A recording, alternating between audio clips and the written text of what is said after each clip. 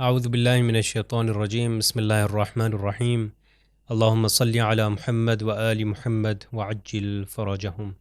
ناظرین، آپ سب کو قرآن کریش کورس لیول 2 کے 7ویں درس میں خوش آمدید کہتے ہیں۔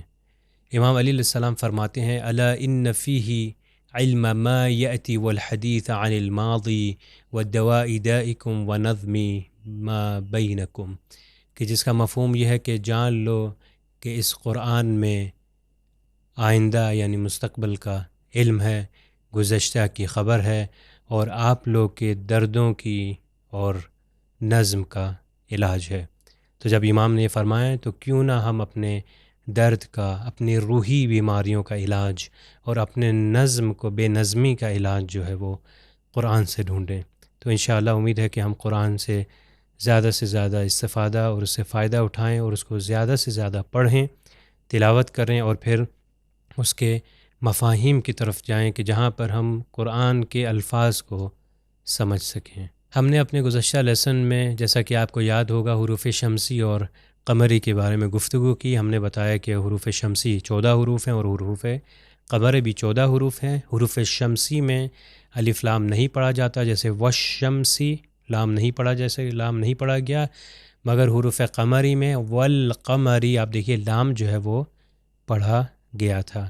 اب آج کے لیسن کی طرف چلتے ہیں جو مد کے بارے میں ہے۔ آپ دیکھ سکتے ہیں کہ یہاں پر مد ہے، جس کو اردو میں مدہ بھی کہتے ہیں۔ مدہ یعنی کھینچنا۔ اب اس کے بارے میں بتائیں گے کہ مد کیا ہوتا ہے اور کیا علامات ہیں۔ ہم سب سے پہلی چیز کی طرف چلتے ہیں کہ سائن آف مد۔ سائن آف مد آپ یہ دیکھ سکتے ہیں کہ یہ آلریڈی ایسا بنایا گیا ہے، اس طرح کر کے یہ بنایا جاتا ہے۔ یہ جیسے ہم لوگ اگر جس کو الف مدہ بولتے ہیں تو وہ الف کے اوپر ایسا مد بنا دیتے ہیں، تو ہم اس کو کہتے ہیں الف مدہ۔ تو یہ مدہ جو ہے وہ عربی میں اس کو مد کہتے ہیں۔ اب یہ مد کہاں پر آتا ہے، کیسے آتا ہے، اس کی انشاءاللہ ہم آج بتائیں گے۔ اب اگلی چیز جو ہے کہ مد کا کیا مطلب ہے۔ مد کا مطلب پتہ ہونا چاہیے۔ جب بھی ہم کوئی بات کرتے ہیں تو مد کا کیا مطلب؟ مد کا مطلب ہوتا ہے سٹریچ کرنا، کھینچنا، لمبا کرنا۔ تو کسی یعنی آواز کو جب لمبا کر دیں گے، آواز لمبی ہو جائے یا ای، تو جب یہ آواز لمبی ہو جائے گی اس کو کہیں گے کہ یہاں پر مد آیا یعنی مدہ آیا ہے۔ اب دیکھیے نیکسٹ چیز جو ہمارے پاس ہے وہ کہ اس کو کتنا لمبا سٹریچ کرنا چاہیے۔ جیسے ابھی ہم نے کہا کہ سٹریچ کرنا چاہیے، اب آپ کو سمجھ آ گئی کہ اس میں سٹریچ یعنی کھینچنا ہے، لمبا کرنا ہے۔ مثال بھی میں نے دی آپ کو، آ اور ای کی۔ اب یہاں پر آپ کا سوال ہوگا کہ اس کو کتنا لمبا کرنا ہے۔ اب میں اس کی زیادہ ڈیٹیل کے اندر نہیں جانا چاہتا، کیونکہ اگر تجوید کے اندر آپ جائیں تو اس کے اندر مختلف مقامات ہیں کہ اس کو بیان کیا جاتا ہے کہ اس کو کتنی حرکت کھینچنا چاہیے۔ مگر صرف آپ ابھی تک یہ یاد رکھیں کہ شارٹ ووول کی ساؤنڈ تھی ای اور او، لانگ ووول کی ساؤنڈ تھی ای اور او۔ یہ تھی لانگ ووول کی جو 2 حرکت تک کھینچا جاتا تھا۔ اب لانگ ووول سے زیادہ کھینچنا ہے۔ لانگ ووول کی تقریباً 2 حرکت تھی جو ہم نے بتائی، 2 حرکت سے زیادہ نہیں کھینچتے لانگ ووول کو۔ اس کی حرکت آپ 4 تک بھی کھینچی جاتی ہے، 6 تک بھی کھینچی جاتی ہے، مگر کہاں پر یہ علم تجوید کے اندر اس کی گفتگو ہوتی ہے۔ ابھی صرف آپ یہ اپنے ذہن میں بٹھا لیجئے، ذہن میں یہ رکھیے کہ اس کو صرف سٹریچ کرنا ہے۔ اب مثال کے طور پر میں اس کو سٹریچ کرتا ہوں تقریباً 4 حرکت کے لیے، او ای۔ آپ یہ دیکھیں نارمل جو حرکت، جو نارمل لانگ ووول تھا اس کی آواز تھی او، مگر یہاں پر اس کو میں نے ڈبل کر دیا، تو اس کا سٹریچ جو ہے لانگ ووول سے زیادہ ہونا چاہیے۔ اب آئیے ہم اپنے اگلے پیج کی طرف چلتے ہیں۔ اب ہمیں یہ پتہ چل گیا کہ مد آتا ہے، اب یہ کہاں کہاں پر آتا ہے۔ اب یہ سوال ہے کہ مد کس جگہ پر آتا ہے۔ آپ یہ دیکھیے یہاں پر ہے، یہ مد کہاں پہ اپیئر ہوتا ہے، کن جگہ پر آئے گا۔ اس میں یہ بیان ہوا کہ مد جو ہے 3 لانگ ووولز کے، صرف ان 3 ووولز کے اوپر آتا ہے۔ کون سے 3 ووولز تھے؟ لانگ ووولز جو تھے، لانگ ووول کی بات کر رہے ہیں۔ ایک پہلا تھا الف مد۔ الف مد کہاں پر تھا؟ جب ایک حرف ہو، اس کے اوپر فتحہ ہو یعنی زبر ہو اور اس کے بعد الف ہو۔ تو آپ اس ایگزامپل کے اندر یہ دیکھ سکتے ہیں، میں اس کو گرین کلر سے کر دیتا ہوں۔ یہ دیکھیے یہ شین، اس حرف کے اوپر زبر ہے، اس کے بعد الف آ گیا، تو یہ لانگ ووول تھا، تو اس کے اوپر یہ مد آ گیا، تو یہ الف مدہ میں تبدیل ہو گیا، تو یہ ہو جائے گا شاء۔ اگلی اگزامپل کی طرف چلتے ہیں. جو اگلا کہاں پر آئے گا یا کس جگہ پر اپیئر ہوتا ہے وہ ہے یا مد. آپ اس اگزامپل کے اندر دیکھ سکتے ہیں یہاں پر ہے خطیت. یا مد کہاں پر تھا کہ ایک حرف ہے اس کے نیچے کسرہ اس کے نیچے زیر ہو اس کے بعد جو ہے یا ہو. جیسے صرف کسرہ صرف زیر کی ساؤنڈ تھی ای لانگ ووول تھا ای. تو یہاں پر دیکھیے ای کہاں پر آیا. یہ طا جو ہے حرف طا اس کے نیچے زیر ہے اس کے بعد یا آ گیا جس کو یہ کہتے ہیں اور اس کے اوپر آپ دیکھ سکتے ہیں یہ مد آ گیا ہے. تو یہ ہو جائے گا خطیئتی. نیکسٹ آپ دیکھ سکتے ہیں یہاں پر یہ ہے واو مد. واو مد کہاں پر ہم نے بتایا تھا کہ ایک حرف کے اوپر ضمہ ہو یعنی حرف کے اوپر پیش ہو اور اس کے بعد واو ہو تو او کی آواز آتی تھی. اب یہاں پر آپ دیکھیے یہاں پر یہ دیکھیے سین ہے جس کے اوپر شدہ بھی ہے اور اس کے اوپر جو ہے ضمہ ہے یعنی پیش اور اس کے بعد واو ہے. تو یہ ہو جائے گا پیچھے سے ملا کے ہم یہ پڑھیں گے پورا پڑھیں گے جو ہو جائے گا یہ بسوئی بسوئی. اب ایک سوال کہ یہ کہاں پر آتا ہے ایک ورڈ کے اندر آتا ہے یا دو ورڈز کے درمیان میں بھی آ سکتا ہے. اگر یہ سوال آپ کے ذہن میں ہو تو اس کا جواب بالکل یہی ہے کہ ایک ورڈ کے درمیان میں بھی آ سکتا ہے اور ایسا بھی ہو سکتا ہے کہ جب دو ورڈز آئیں جب دو کلمات آئیں ان کے درمیان میں یہ پایا جائے. اب ایک ورڈ کے درمیان میں اس کی آپ مثال دیکھ سکتے ہیں اس پیج کے اوپر. دیکھیے یہ پہلے والے میں کیا اگزامپل ہے راد شاء بأساء ضراء. اب یہاں پر آپ یہ دیکھ سکتے ہیں ایک شدہ بھی ہے. یہ اس صورت میں ہے کہ جب پیچھے سے ملے گا مگر اس کو میں شدے کو کاٹ دیتا ہوں تاکہ کنفیوژن نہ ہو. نیکسٹ ایگزامپل ہے جی ماء خزائن تبوء جزاء. آپ یہاں پر دیکھ سکتے ہیں اس کے یہ ایک الف ہے آخر میں اور اس کے اوپر جو ہے کہ گول سرکل دیا. ہم نے کہا تھا یہ گول سرکل جہاں پر آ جائے زیرو کی طرح یہ تلفظ نہیں ہوتا یہ سائلنٹ لیٹر ہے. پھر نیکسٹ ایگزامپل ہم چلتے ہیں یہاں پر جاءت یشاء وراءہ. اب ان سب ایگزامپلس کے اندر جہاں پر بھی مد آیا تھا آ کی ساؤنڈ یا ای کی ساؤنڈ یا او کی ساؤنڈ تو سب کو میں نے لمبا کیا تھا اس کو کھینچا تھا اس کو اسٹریچ کیا تھا اور لانگ ووول سے زیادہ اس لانگ ووول کی 2 حرکت تھی اس کی مقدار سے زیادہ ہم نے اس کو اسٹریچ کیا تھا. اب ہم چلتے ہیں اپنے نیکسٹ پیج کی طرف. یہاں پر بھی جو ایک ورڈ کے اندر آ جائیں اس کی مثالیں ہیں تو میں بعض کو اس میں پڑھتا ہوں پھر آگے چلیں گے. یا آپ یہ دیکھ سکتے ہیں شرکاء شرکاء قائمون طائفتان تفیء فاءت یضیء ذائقون سوء حنفاء خطیئتی تلقاء فحشاء.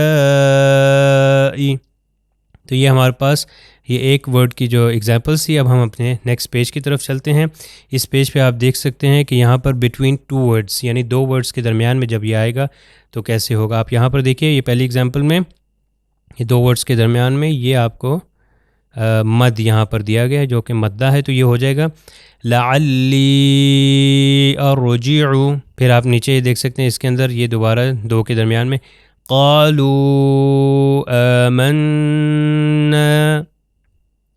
نیکسٹ چلتے ہیں یہ دیکھیے لا اقولو جو ہے 2 کے درمیان میں یہ مد ہے لا اقولو لا اقولو.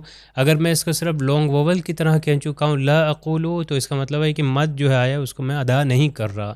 مد یعنی لانگ ووول سے زیادہ اس کو کھینچا جائے.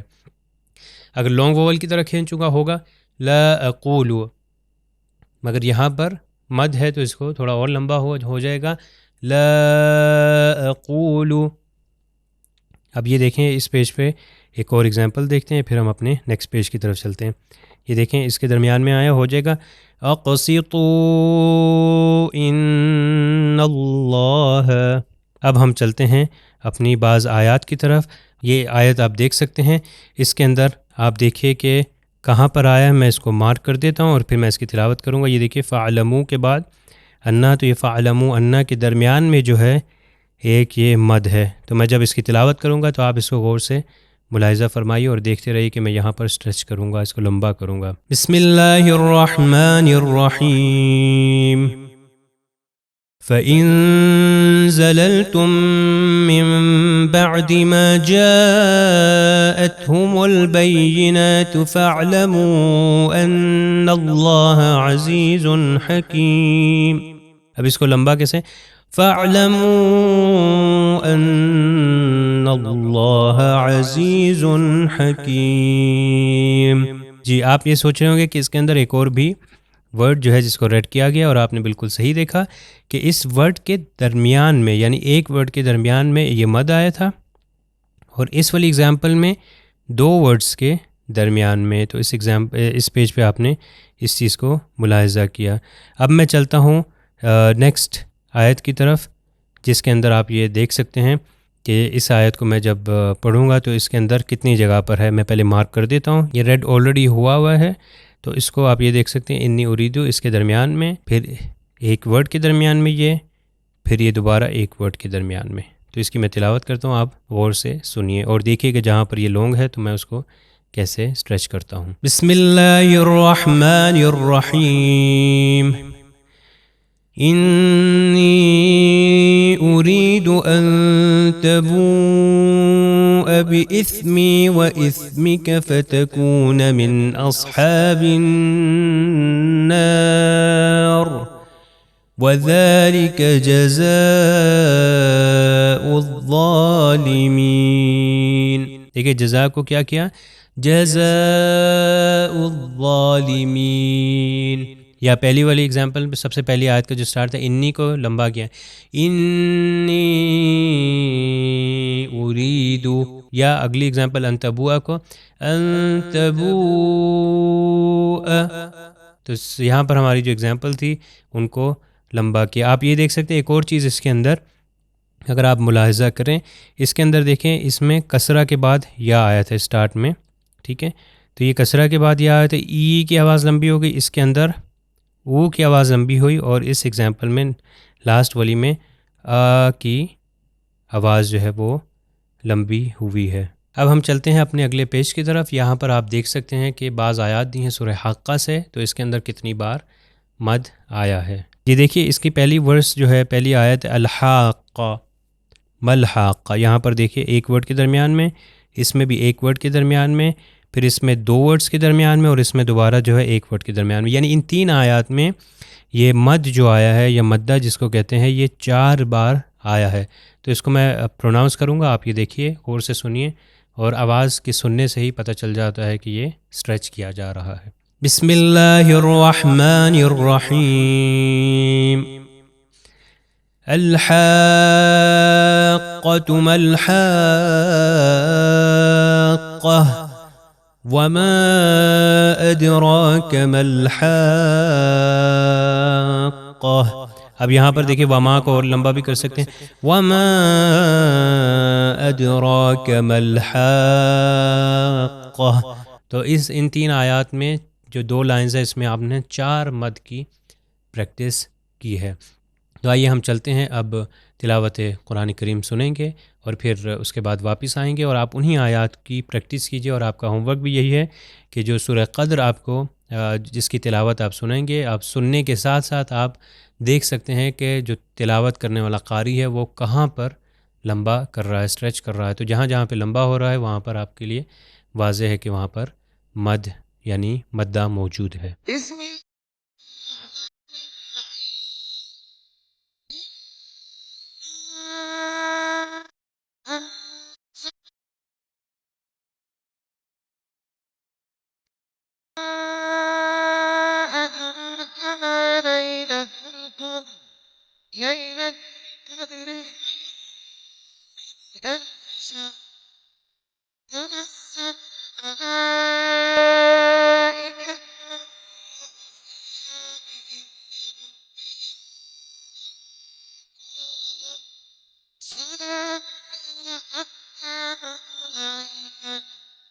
ابھی ہم نے سورہ قدر کی تلاوت سنی، تو آئیے ہم اب اس میں دیکھتے ہیں کہ کتنے مد ہیں۔ میں صرف ایک کو آپ کے لیے بتا دوں گا کہ کہاں پر مد پایا جاتا ہے، اور باقی مد جو ہے وہ آپ انشاءاللہ ڈھونڈیے گا، اس کی پریکٹس کریں، اور جتنی زیادہ سے زیادہ قرآن ریسیٹیشن کو تلاوت کو سنیں گے اتنا زیادہ فائدہ ہوگا۔ اس کے ساتھ ساتھ جتنا زیادہ پڑھیں گے وہ زیادہ فائدہ مند آپ کے لیے ثابت ہوگا۔ تو یہ ملاحظہ کریے اس پیج پہ جی۔ یہاں پر آپ دیکھیے پہلی ورس جیسا کہ آپ نے سنی اس میں تھا انا انزلنا، یہاں پر میں ایک صرف آپ کے لیے مارک کروں گا۔ انا انزلنا کس طرح تلاوت تھی؟ انا انزلناہ فی لیلۃ القدر۔ اب اس میں مختلف ہیں، کئی قاری جو ہیں اس کو بہت لمبا کریں گے، کئی قاری اس کو تھوڑا متوسط تک رکھیں گے، مگر اگین اس کے جواب میں یہی کہوں گا کہ یہ علم تجوید کی بحث ہے۔ جب تجوید آپ پڑھیں گے یا جب نیکسٹ لیول پہ جائیں گے تو اس میں یہ بیان ہوتا ہے، مگر ابھی تک کے لیے صرف آپ یہ رکھیے کہ لانگ ووول سے اس کو زیادہ کھینچنا ہے۔ تو یہ تھی ہمارے پاس آج کی پریکٹس جو ہے سورہ قدر۔ آپ اس کی پریکٹس کیجئے، آپ جہاں جہاں پر آپ کو مد نظر آ رہا ہے جو کہ مدہ ہے وہاں پر آپ اس کو انڈرلائن کریے یا اس کو الگ آپ نوٹ بکس پہ لکھ سکتے ہیں۔ آئیے ہم آج کا سیشن جو ہے، آج کا درس اس دعا کے ساتھ اختتام پر پہنچاتے ہیں کہ جیسا کہ ہم نے سورہ قدر کی تلاوت ابھی سنی اور ہم اب نزدیک پہنچ رہے ہیں شبائے قدر پر، لیلۃ القدر پر، کہ جن راتوں میں یا ان 3 راتوں میں سے ایک رات میں پروردگار عالم نے قرآن کو نازل کیا، اور وہ بہترین راتوں میں سے ایک رات ہے۔ تو انشاءاللہ اس دعا کے ساتھ اس پروگرام کو اختتام پر پہنچاتے ہیں کہ پروردگار ہم لیلۃ القدر سے بہترین فائدہ اٹھا سکیں۔ والسلام علیکم ورحمۃ اللہ وبرکاتہ۔ سبیل قرآن، ہدایت کا راستہ۔